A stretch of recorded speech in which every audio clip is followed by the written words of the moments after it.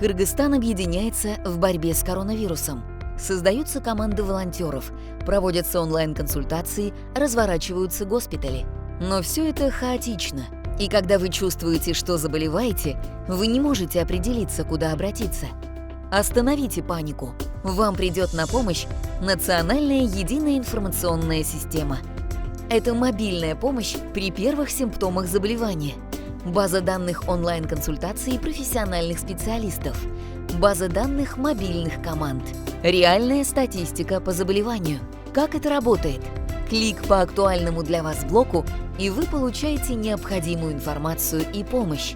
Ближайшая аптека, мобильная команда медиков, ближайший госпиталь. Национальная единая информационная система. Это инновационный подход в борьбе с пандемией. Объединимся все как один и выступим единым фронтом в борьбе с пандемией.